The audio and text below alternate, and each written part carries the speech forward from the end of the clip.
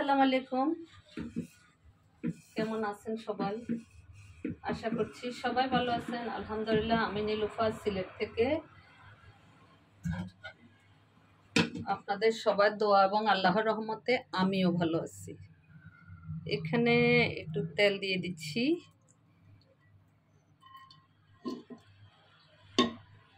খুব বেশি তেল লাগবে না। রসুন দিয়ে দিলাম, পেস্টটা দিয়ে দিলাম।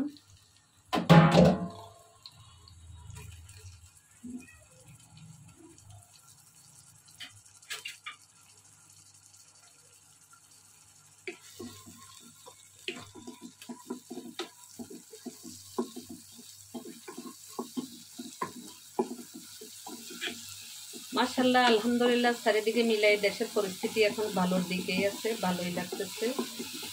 আসলে আমাদের শরীরের মতো যদি দেশও অশান্তিতে ভুগে, আমরাও তো অশান্তিতে ভুগি।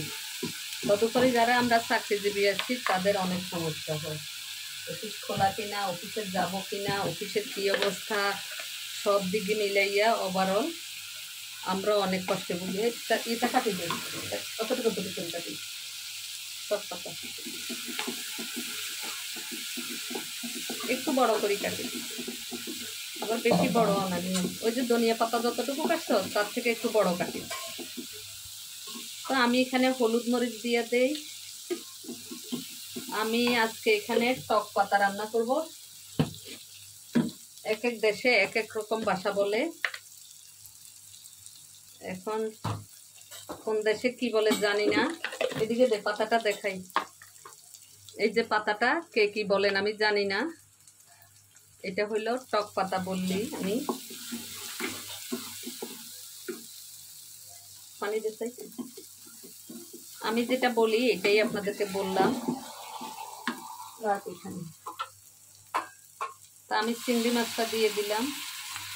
একটু চিংড়ি মাছ দিয়ে রান্না করব, অন্য কোনো মাছ দিলে খেতে ভালো লাগবে না, এই জন্য দেবো না। আমার অন্য কোনো মাছ দিলে কাঁচা গন্ধ করে মাছে, খেতে ভালো লাগে না। টক পাতাটা ভর্তা করেও খাওয়া যায়, তবে ভর্তা করে খাবো না, এই জন্য একটু টক টক করে রান্না করব, খেতে ভালো লাগবে। টক পাতাটা যেভাবে দেন আমি খেতে পারবো, আমার কোনো সমস্যা হয় না, অনেক ভালো লাগে, পছন্দ করি। একটু পানি দিয়ে সিদ্ধ করে নেই, কষাই নেই আগে ঝোলটা।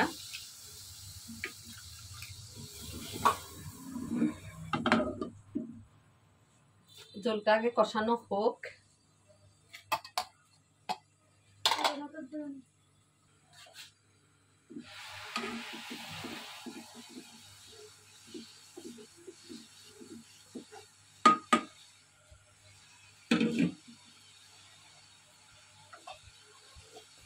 টক পাতাটা খেতে এমনি ভালোই লাগে, সব সময় আর খাওয়া হয় না। এটা সব সময় পাওয়াও যায় না।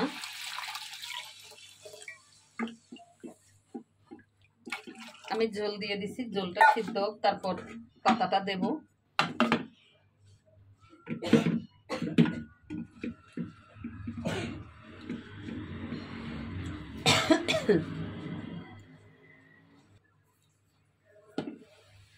এখন আমি শাকটা দিয়ে দেব।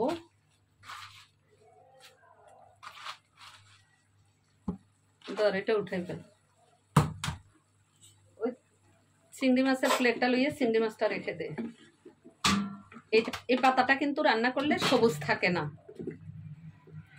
আমি আর জায়দা মিলে রান্না করি, তো এই জন্য অনেক কথাবার্তা দুইজনে বলি, ওকে একটু দেখাই দিতে হয়। সবকিছু তো ও আর জানে না, ও তো ছোট। দেখছেন, টক পাতাটা রান্না করলে সবুজ থাকে না, কিন্তু অনেক টেস্ট, অনেক মজা লাগবে। কষাই টসাই সুন্দর করে যদি রান্না করেন। চিংড়ি মাছের প্লেটটা লো।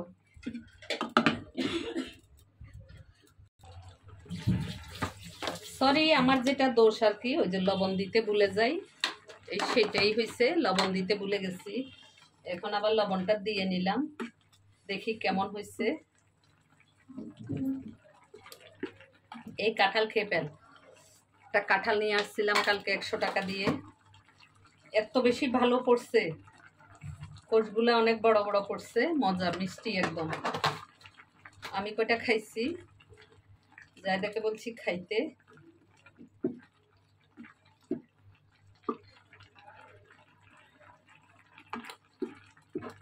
আপনাদের কার কার পছন্দ এই টক পাতাটা?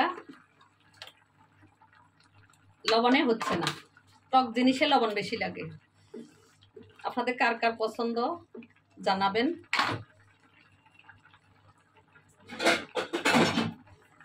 কে কে টক পাতা পছন্দ করেন? আমি এখানে ঢেলে ফেলবো এটার মধ্যে, অত বড় পাতিলে রেখে লাভ নাই।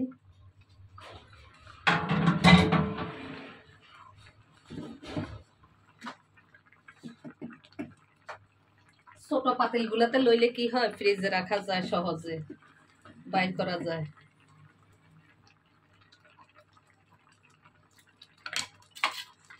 একটু ধনিয়া পাতা দিয়ে দেই, ভালো লাগবে। হয়ে গেছে।